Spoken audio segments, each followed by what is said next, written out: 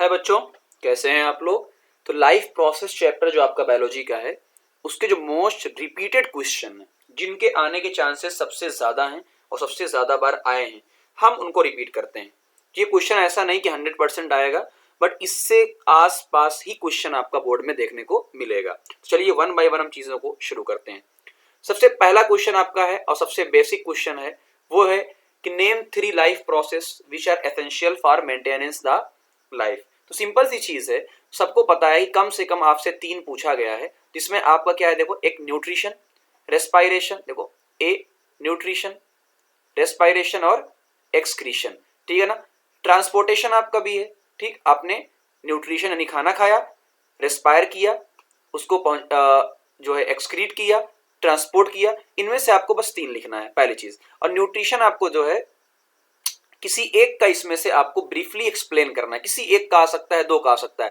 तो आपने न्यूट्रिशन को एक्सप्लेन कर दिया, it is a process of obtaining and utilising the food, ठीक है ना। दूसरा आपने रेस्पायरेशन को एक्सप्लेन कर दिया, एक्सक्रीशन को एक्सप्लेन कर दिया, ट्रांसपोर्टेशन को एक्सप्लेन कर दिया। तो ये बहुत इजी लैंग्वेज में एक टाइप का क्वेश्चन आपका खत्म होता है। तो आपके एनसीईआरटी के 2 पेज शुरू के खत्म हो गए हैं। फिर आपसे पूछा गया है explain the process of assimilation of protein. अच्छा, अक्सर क्या होता है, प्रोटीन का ही पूछा जाता है। उसका रीजन क्या है कि देखो और चीजें इजी हैं, प्रोटीन में आपको फंसाता है या फैट में। सबसे पहले आपने क्या किया, different type of protein in the food are converted. सबसे पहले आपको याद है कि फूड किस में कन्वर्ट होता था, यानी प्रोटीन जो एक कॉम्प्लेक्स होता है वो सिंपल में कन्वर्ट होता है, और किस में कन्वर्ट होता है, आपका अमीनो एसिड के अंदर। साथ साथ में मैं आपको बताता चलूं कि जो फैट होता है फैटी एसिड और ग्लिसरॉल में कन्वर्ट होता है कि नहीं, ठीक। इसी तरीके से आपका जो कार्बोहाइड्रेट होता है वो लास्ट में जाके आपका स्टार्च, और उस तरीके से आपका जाके लास्ट में और चीजों में कन्वर्ट हो जाता है, ठीक। इस तरीके से आपको ये ध्यान रखना। फिर अमीनो एसिड क्या होता है कि अमीनो एसिड को एब्जॉर्ब किया जाता है, पहले तो कन्वर्ट हुआ, उसके बाद एब्जॉर्ब किया गया ब्लड के थ्रू एंड ट्रांसपोर्ट किया गया ब्लड वेसल के थ्रू, ठीक है ना। और सेल में अमीनो एसिड यूज किया जाता है ना। सेल में क्या कहता है, यूज, तो एक यूज किया जाता है, building component of cell and tissue. तो बेसिक मटेरियल फॉर ग्रोथ है, ये सबको पता है। तो अगर आपसे पूछा जाए कि यार बेसिक हुआ क्या, तो आपने ये कहा कि सबसे पहले जो प्रोटीन है वो डाइजेस्ट होगा। सबसे पहले क्या करेगा, डाइजेस्ट होगा, यानी ब्रेक होगा। और डाइजेशन का मतलब क्या है, ब्रेक होना। तो सबसे पहले क्या हुआ, डाइजेस्ट हुआ। हाँ सर, डाइजेस्ट हुआ। डाइजेस्ट होने के बाद एब्जॉर्प्शन होगा, क्या होगा, एब्जॉर्ब होगा, ठीक है। सेल के अंदर एब्जॉर्ब हो गया। अब एब्जॉर्प्शन होने के बाद सेल उसको यूज करेगा, एसिमिलेशन उसे कहते हैं। उसके बाद अब क्या करेगा, यूज करेगा, सेल इसको यूज करेगा और इससे काम निकालेगा। तो ठीक है ना। तो इस तरीके से पूरी कहानी होगी, जिसको भी आपको पूछना होगा। उसके बाद फिर explain an activity with diagram to show that carbon dioxide is essential. कि कार्बन डाइऑक्साइड किस तरीके से एसेंशियल होती है। तो आपने क्या किया, सबसे पहले take 2 healthy potted plant and place them in a dark about. सबसे पहले आपने 2 प्लांट लिया और उसको डार्क में रख दिया, ठीक है। Each plant on separate glass plate, दोनों को अलग अलग ग्लास प्लेट यानी दोनों अलग अलग जार के अंदर रखा। उसके बाद आपने एक पेट्री डिश रखी जिसके अंदर आपने डाला KOH, ठीक है, KOH डाला। उससे क्या होगा, फर्स्ट पार्ट में यानी पहले वाले में आपने एक में KOH डाल दिया ताकि ये एब्जॉर्ब कर ले। एक क्वेश्चन यहाँ बन जाता है, कार्बन डाइऑक्साइड कौन एब्जॉर्ब करता है, तो आपने एब्जॉर्ब करवा दिया। तो एक में एब्जॉर्ब नहीं करवाया और एक में एब्जॉर्ब करवा दिया, ठीक है। Cover both plant with separate bail jar, अब दोनों को आपने अलग बेल जार के अंदर रख दिया है, ठीक है। यहां तक आपका डी हो गया। Use Vaseline to seal the bottom of jar to glass plate to make the set up air tight. तो आपने क्या किया, सबसे एक क्वेश्चन यहाँ पर भी तो बन जाता है कि वासलीन का यूज क्यों किया जाता है, ताकि वो सील कर दें, ताकि एयर टाइट है ना, ताकि कोई भी एयर ना आ सके और ना ही एयर जा सके। तो आपके ये पॉइंट इंपॉर्टेंट हो गए हैं। आपका एक पॉइंट नंबर ई ये इंपॉर्टेंट है कि देखो क्वेश्चन मिलता जा रहा है। तो मेरा ये नहीं कि एक ही क्वेश्चन से आप बहुत क्वेश्चन सीखने को पाओगे, ठीक है, okay. Keep the plant in sunlight about 2, अब आपने सनलाइट के अंदर इसको रखा है। Pluck a leaf from each plant and boil them separately in 70% alcohol. अब आपने क्या किया है, 70% एल्कोहल के अंदर, और टेस्ट इसको किया है स्टार्च। स्टार्च का आपको टेस्ट करना है, ठीक है ना। चलो, the leaf of the plant having petri dish containing KOH remain colourless. अब एक बात समझना बहुत इंपॉर्टेंट, कि जिसके अंदर KOH था, KOH यानी CO2 को एब्जॉर्ब कर लिया था, वो कलरलेस रह गया, ठीक। while the leaf of other plant turn blue in iodine solution, जो आपका ब्लू है iodine solution. It happen because CO2 of first plant jar was absorbed by KOH and absence of CO2 तो simple कहानी क्या है आपसे मैं कह रहा हूँ, पूरी कहानी का निचोड़ आपको ये वाला पढ़ने को मिल जाएगा। तो एक बड़ा लंबा चौड़ा सा एक्सपेरिमेंट है, ठीक है ना।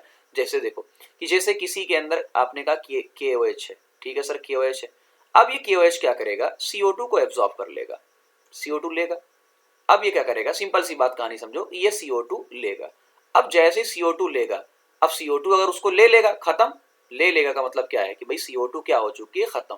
CO2 खत्म। अब CO2 खत्म तो मैं शॉर्ट फॉर्म में लिखता हूं फोटोसिंथेसिस, PS। अब फोटोसिंथेसिस नहीं होगी, फोटोसिंथेसिस नहीं होगी तो जो स्टार्च पत्ती के अंदर बनता था वो स्टार्च भी अब नहीं बनेगा। स्टार्च नहीं बनेगा तो आयोडीन का सॉल्यूशन के साथ ब्लू कलर नहीं देगा। तो आयोडीन सॉल्यूशन क्या झकमा रहेगा बैठ के, कोई काम का नहीं है ना। तो आयोडीन टेस्ट जो है वो आयोडीन टेस्ट वो नहीं देगा, और आयोडीन टेस्ट नहीं देगा तो आपका जो ब्लू कलर है ब्लू कलर भी नहीं आएगा।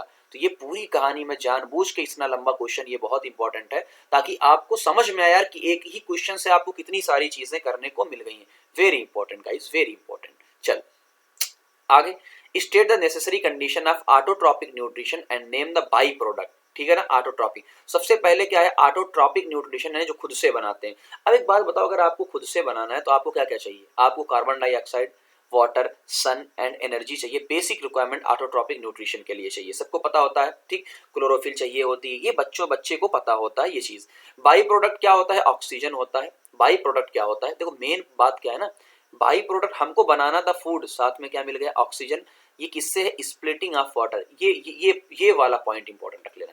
ये जो वाटर मिला है, ये वाटर किस चीज से मिला है, ये वाला पॉइंट आपको ध्यान रख लेना है। बात समझ आई इस तरीके। तो अगर मैं इसको भी करना चाहूं, सबको हालांकि पता होता है कि आपको क्या, देखो ध्यान से इसको भी देख लो, अगला क्वेश्चन आपको खत्म हो जाएगा। आपने CO2 लिया, आपने H2O लिया, साथ में आपने क्या लिया, ओके मैं इसको थोड़ा सा इस चीज से बना देता हूं। चलो, तो ये आपको ध्यान देना होता है, बच्चे को ये चीज पता होती है, बच्चे को ये चीज पता होती है, बट आप फिर भी अभी बच्चे ही तो हैं, तो इसको ध्यान देना, ठीक। ओके, तो आपको ध्यान क्या देना कि आपने CO2 लिया, H2O लिया, साथ में आपने सन की लाइट ली, सनलाइट ली, साथ में आपने क्लोरोफिल लिया, साथ में आपने क्लोरोफिल लिया, ठीक। इतनी चीजें आपको सबको पता है कि ये बाई प्रोडक्ट सारे के सारे हैं। अब आपको मिला क्या, अब इससे आपको मिला ग्लूकोज, मैं यहाँ सिंपल सा लिखता हूँ फूड, फूड मिला। लेकिन फूड जरूरी, साथ में आपको O2 मिला, साथ में O2। तो ये O2 क्या है बेटा, by product.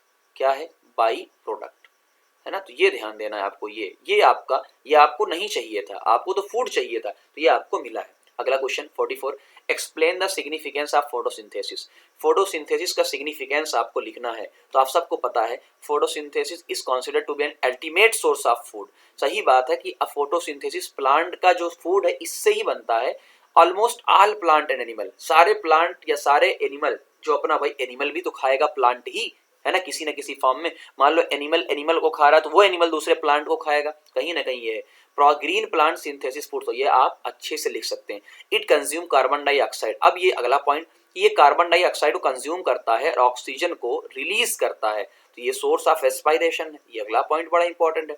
This process keep the concentration of two gases, ठीक है ना, कार्बन डाइऑक्साइड ऑलमोस्ट कांस्टेंट। तो एटमॉस्फेयर में न गैस कम होती है और ना ही ज्यादा होती है, 3 पार्ट। और आप इक्वेशन आर को बैलेंस इक्वेशन लिखना, ये देखो सबसे इंपॉर्टेंट बात है, बैलेंस इक्वेशन लिखना है। तो 6 12 6 6, ये आपको ध्यान देना है ना। यहाँ पे किस चीज का, यहाँ पर भी 6 12 है ना, और ऑक्सीजन में 6 और यहाँ पर भी 6। तो कहीं ना कहीं ये कहानी आप याद रख सकते हो। अगला, coal and petroleum a natural gas represent the photosynthetic capital of the past geological age, है ना। ये पास्ट की बात कर रहा है, जो आपने फॉर्मेशन देखा होगा कि जो कोल पेट्रोल वगैरह होते हैं प्लांट से ही बनते हैं। तो आप 4 पॉइंट को एक्सप्लेन करके लिख सकते हैं। तो इसको मैं वीआईपी की कैटेगरी में डाल देता हूँ, इस क्वेश्चन को। इस क्वेश्चन से आपको बहुत कुछ सीखने को मिलेगा। अगला, represent the equation of photosynthesis, है ना। ये सारी चीजें आप कौन कौन से, अब देखो वही सेम क्वेश्चन ये भी है, वही सेम क्वेश्चन है, सेम पैराग्राफ से उठ के आया है। तो इसको भी मैं वीआईपी करता हूँ। क्या क्या पॉइंट देखो, सबसे पहला तो ये वाला सबको बैलेंस कर दो, कितनी बार आया है, 10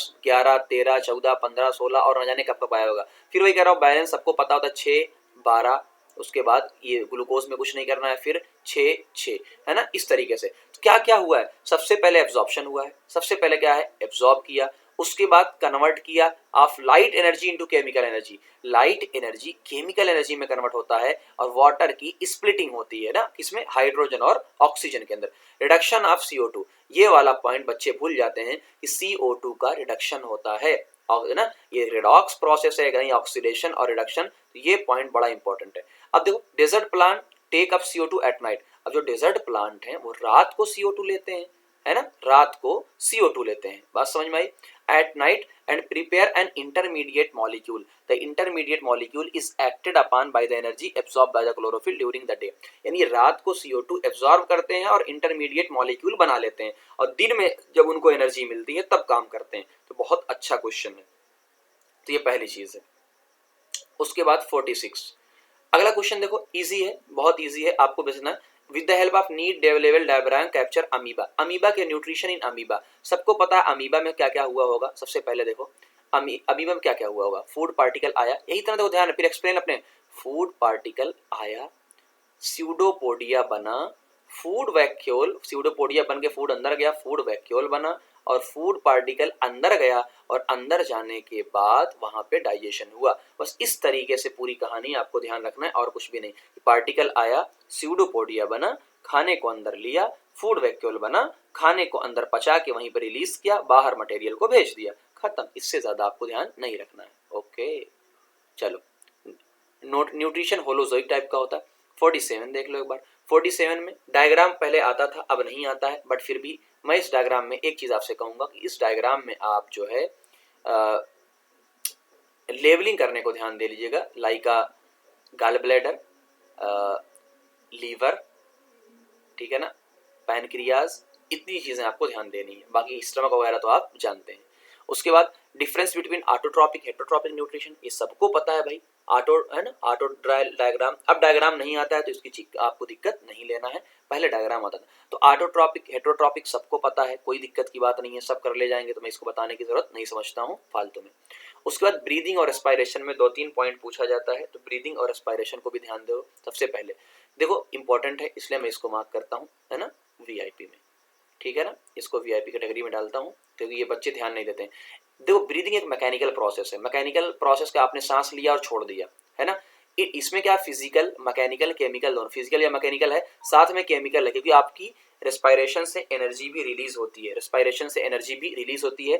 ब्रीदिंग का मतलब सिर्फ सांस लेना और छोड़ना। देखो इट इन्वॉल्व ओनली इनटेक, यानी सिर्फ आपने ऑक्सीजन लिया और छोड़ दिया। इसमें क्या है, ऑक्सीजन का यूज करके ऑक्सीडाइज करते हैं फूड को। In the energy utilise, energy हम क्या ब्रीदिंग में लेते हैं, इसमें एनर्जी लिबरेट होती है ATP के फॉर्म में, बात समझ में आई। ये क्या होता है, हाइयर एनिमल में रेस्ट्रिक्टेड टू हाइयर, यानी ये हाइयर एनिमल के अंदर होता है, मोस्टली मैमल के अंदर होता है। मोस्टली किसके अंदर, मैमल, हम सब के अंदर, लेकिन ये तो रेस्पायरेशन तो सबके अंदर होता है, रेस्पायरेशन तो सबके अंदर होता है। तो आपको ऐसे ही सोचना है, सांस लेना और छोड़ना ब्रीदिंग हो गई है, और उसी सांस ने यानी आपने ऑक्सीजन लिया, उससे खाना बनाया, वही क्या आपका हो जाएगा रेस्पायरेशन। ओके, अब यहाँ पे आपको ध्यान देना है, डायग्राम बनाने को अब नहीं आता है, मैंने फिर से कहा बहुत रेयर केस में, बट यहाँ पर भी मैं आपको मार्क कर देता हूँ। फेरिंग्स, लैरिंग्स, ट्रैकिया, ठीक है, रिंग्स ऑफ कार्टिलेज, ठीक है, bronchi, bronchus, bronchiole, ribcage, ribcage और डायफ्राम, ये चीजें आपको ध्यान देना है। फिगर में कौन कौन सा है, फिगर आप पढ़ के जाना, हम फिगर बेस्ड क्वेश्चन भी लेकर आएंगे अलग तरीके से। उसके बाद आपसे कहा गया है, अब ये क्वेश्चन तो मैं 100% श्योर रहता हूँ भैया, ये क्वेश्चन आपको VIP नहीं डबल VIP, है ना, ये VVIP क्वेश्चन की कैटेगरी में है, VVIP क्वेश्चन की कैटेगरी में है, पहले बता दे रहा हूँ क्या क्या इंपॉर्टेंट यहाँ पे है ना। सबसे पहले देखो ग्लूकोज, ग्लूकोज, ग्लूकोज, सबके अंदर ग्लूकोज होता है, ये साथ समझ, यानी ब्रेकडाउन ऑफ ग्लूकोज, ये जरूर क्वेश्चन आता है यार, याद रखना भाई, फिर से बोल रहा हूँ, फिर से याद रखना, ये क्वेश्चन सबसे बहुत इंपॉर्टेंट है, आपकी टेबल दी हुई है, इसको याद रखना। ग्लूकोज 3 तरीके से टूटता है, सबको पता है, ग्लूकोज 6 कार्बन है, ग्लूकोज सबको पता है 6 कार्बन। ग्लूकोज सबसे पहले, यानी ये वाला पार्ट देखो सब में कॉमन है, ग्लूकोज मैं यहाँ पे अंडरलाइन कर देता हूँ एक चीज, ये वाला पार्ट मैं अंडरलाइन करता हूँ ताकि आपको कोई प्रॉब्लम ना हो। देखो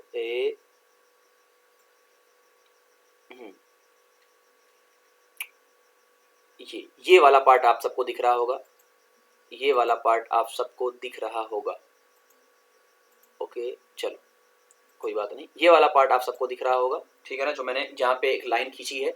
यहाँ पे सबसे पहली चीज ये है कि जो भी ग्लूकोज वगैरह है सब किस में कन्वर्ट हुआ है, पायरुवेट में, सब किस में कन्वर्ट हुआ है, पायरुवेट में। पायरुवेट में कई बार लोग इसे पायरुविक एसिड के नाम से जानते हैं, किसके, यानी साइटोप्लाज्म, देखो सबके अंदर कोई भी मटेरियल यानी कुछ भी ले लो आप, ग्लूकोज सबसे पहले पाइरुवेट यानी पाइरुविक एसिड जो कि 3 कार्बन का होता है, ये 3 कार्बन भी ध्यान दे लेना भाई, ऐसा ना हो। तो पहला क्या ध्यान देंगे कि साइटोप्लाज्म, सभी के साइटोप्लाज्म के अंदर किसमें कन्वर्ट हुआ है, 3 कार्बन के मॉलिक्यूल, जिसे पाइरुवेट या पाइरुविक एसिड के नाम से जानते हैं। अब हुआ क्या कि मान लो आपको ऑक्सीजन नहीं मिली, मान लो आपको ऑक्सीजन नहीं मिली, नो ऑक्सीजन, क्या है, मान लो आपको ऑक्सीजन नहीं मिली, मान लो नहीं मिली, तो साइटोप्लाज्म के अंदर ये किसमें कन्वर्ट हो जाएगा, एथेनॉल के अंदर। किसमें कन्वर्ट हो जाएगा, मैं हाइलाइटर का कलर थोड़ा सा चेंज करता हूं। चलो, क्या मान लो आपको ऑक्सीजन नहीं मिली, साइटो किसके अंदर, 2 कार्बन कंपाउंड जिसे एथेनॉल के अंदर कन्वर्ट हो जाएगा, CO2 भी साथ में निकलेगी, एनर्जी तो निकलती है, ठीक है ना, ये बात आपको ध्यान देना है। और मान लो आपको क्या है, ऑक्सीजन तो नहीं मिली, यानी या स्केलेटल मसल किसके, यानी कम ऑक्सीजन मिली, तो ये लैक्टिक एसिड के अंदर कन्वर्ट हो जाता है। लैक ऑफ ऑक्सीजन किसके अंदर, लैक्टिक एसिड के अंदर, जो कि 3 कार्बन का कंपाउंड है, किसने, 3 कार्बन का। अब इसको भी थोड़ा सा ध्यान देना यार, थोड़ा सा, यहाँ तो पाइरुवेट 3 कार्बन का था, जबकि एथेनॉल 2 कार्बन का। तो भाई कई बार एथेनॉल का फार्मूला पूछ लेता है, सबको पता होता है, हालांकि आप केमिस्ट्री पढ़े हैं, C2H5OH, ये होता है आपका एथेनॉल, 2 कार्बन का एथेनॉल। कई बार इस फार्मूले को ऐसे लिख देता है C2H6O, बात समझ में, इस तरीके से। कई बार हो सकता है ऐसे लिख दे, कार्बन कार्बन, 2 कार्बन है और साथ में क्या है, एक OH है। अब हाइड्रोजन वगैरह लगा लेना, एक इस तरफ, इस तरफ, इस तरफ, आपको इस तरफ हाइड्रोजन, कई तरीके से लिख सकता है। तो ये 2 कार्बन है, अगर ये 2 कार्बन है तो एक कार्बन इधर हो गया, 3, जबकि लैक्टिक एसिड में 3 कार्बन टोटल है। अब आया अपने हम लोगों की बात आती है, भाई अपने में क्या है, ह्यूमंस के अंदर माइटोकॉन्ड्रिया हम लोगों में है, हम लोगों में क्या है, mitochondria. Mitochondria power house of the cell, बचपन से पढ़ते हुए आए हैं आप लोग। तो यानी माइटोकॉन्ड्रिया के अंदर ऑक्सीजन मिल गई, माइटोकॉन्ड्रिया हम सबको ऑक्सीजन, CO2 में कन्वर्ट हुआ, साथ में वाटर कन्वर्ट हुआ। अभी कहीं वाटर की बात नहीं हो रही थी, अब क्या हुआ, ऑक्सीजन मिली, और ऑक्सीजन देखो वाटर, और यहाँ एनर्जी मिली। तो भाई रख लेना, किसी भी तरीके से क्वेश्चन आ सकता है, आएगा तो इतने में से, बट किसी भी तरीके से आ सकता है। नेम पिगमेंट ट्रांसपोर्ट ऑक्सीजन, सबको पता होता है हमारी बॉडी में कौन सा पिगमेंट है जो ऑक्सीजन को ट्रांसपोर्ट करता है, भैया बात ही मत करना, हीमोग्लोबिन है। कौन है, सबको पता है, हीमोग्लोबिन है, जो कि आरबीसी के अंदर प्रेजेंट होता है, जो कि आरबीसी के अंदर प्रेजेंट होता है, बचपन से पढ़ते हैं। Transport of water mineral in the plant, transport of water and mineral, सबको पता होता है वाटर और मिनरल का ट्रांसपोर्ट इस तरीके से होता है, फिर भी एक बार हम पढ़ लेते हैं। Water and mineral are transported through xylem, सबको पता है किससे होता है, वाटर जाइलम से होता है, फ्रॉम सॉइल टू लीफ, सबको पता है जाइलम से होता है। The xylem cell of root, stem and leaf are interconnected to form a inter, तो जाइलम किसके, चाहे रूट की हो, चाहे स्टेम की हो, चाहे लीफ, सब एक चैनल बनाते हैं, आपस में एक साथ जुड़ के काम करते हैं। 2 पॉइंट आपका होगा, याद रखना, पॉइंट वाइज चलना। आप एग्जामिनर को number 1, point number 1, point number आपको 1 क्या मिला कि भैया जाइलम से ट्रांसपोर्ट होता है ना। तो हम एक सिंपल तरीके से मैं लिखना खाली चाहता हूँ पॉइंट नंबर 1, ताकि आप सिंपल तरीके से उसको समझा सको, बड़ा प्यार आएगा उस एग्जामिनर को आप पे, ठीक है ना। जाइलम से, उसके बाद सब क्या होते हैं, इंटरकनेक्टेड, फिर मैंने लिखा है जो सारे के सारे क्या होते हैं, इंटरकनेक्ट होते हैं। बाकी आप साइड में देखते हुए चलना, सारे के सारे क्या होते हैं, इंटरकनेक्ट होते हैं, है ना। सबको पता, रूट है, स्टेम है, लीव है, ये सारे क्या होते हैं, इंटरकनेक्टेड होते हैं। हाँ सर, इंटरकनेक्टेड। उसके बाद क्या हुआ है, आइए कहानी देखते हैं। उसके बाद the root cell take ion from the soil, अब रूट क्या आयन लेती, this create a difference between concentration of ion of root and soil. अब रूट एंड सॉइल, अब जैसे ही रूट सेल ने टेक आयन, रूट सेल, तो ion, root ने क्या किया है, रूट ने आयन लिया है, क्या किया है भाई, बहुत इंपॉर्टेंट समझना, रूट ने आयन लिया, रूट ने क्या किया, आयन लिया, तो इससे क्या है, कंसेंट्रेशन डिफरेंस बना। अब आयन लिए तो डिफरेंस क्रिएट, तो हमने लिख दिया एक कंसेंट्रेशन, एक डिफरेंस क्रिएट हुआ, है ना, एक डिफरेंस क्रिएट हुआ, ठीक है सर, डिफरेंस क्रिएट हुआ। इससे क्या होगा, movement of water into xylem, difference create की वजह से जाइलम के अंदर H2O गया, डिफरेंस क्रिएट, अब डिफरेंस यानी अंतर, गया किसमें, जाइलम में, किसमें गया, जाइलम में। तो ये पूरी कहानी इतनी भी याद रख लोगे तो 5-6 लाइन आप बना के आराम से लिख सकते हो, बात समझ में, इसलिए मैंने ऐसा लिखा है, ठीक है ना। Xylem into water, steady movement, आराम से धीरे धीरे मूवमेंट हुआ, and osmotic pressure is form and water and mineral are transported from one, अब एक ऑस्मोटिक प्रेशर क्रिएट हो जाएगा, जब वाटर धीरे धीरे जाएगा, मिनरल्स जाएगा, तो इससे मूवमेंट होगा। अब उससे क्या होता है, the continuous loss of water, दूसरी कहानी क्या है कि लगातार वाटर का लॉस होता रहता है, जैसे हमारे पसीना निकलता है, तो प्लांट का जो पसीना निकलता है उसे बोलते हैं ट्रांसपीरेशन, क्या बोलते हैं, ट्रांसपोर्टेशन मत कर देना, पीरेशन है। इससे क्या होता है, movement of water and mineral होता जाता है, इस तरीके से इसका ट्रांसपोर्टेशन होता जाता है, ठीक है ना, इस तरीके से। चलो फिर आपसे ये कहा जा रहा है कि it was observe that leave of plant start getting wilted, है ना, विल्टिंग होती रहती है। Name the tissue and might have block state the role of tissue of plant, explain opening. सबसे पहले ये होता है कि अगर जाइलम टिश्यू ब्लॉक हुआ है, अगर जाइलम जो टिश्यू है ब्लॉक हुआ है तो ये transport of water and mineral में हेल्प करता था, ठीक है ना, यूटिलाइज प्रोफोर्स। तो जाइलम टिश्यू क्या हुआ है, ब्लॉक हुआ है, इसीलिए क्या हो जाती है, ठीक है ना। तो अगर कभी पत्तियां आपकी सूखने लगे तो समझ लो पानी की कमी है। क्या है, पानी की कमी। इसका मतलब जाइलम टिश्यू ब्लॉक हो चुका है और जाइलम का इन्होंने फंक्शन पूछा है, तो एक फंक्शन ट्रांसपोर्ट का हो गया है, ठीक है ना, तो वाटर और मिनरल। दूसरा क्वेश्चन पूछा है explain opening and closing stomata with the help of label diagram. तो opening and closing stomata due to turgor change.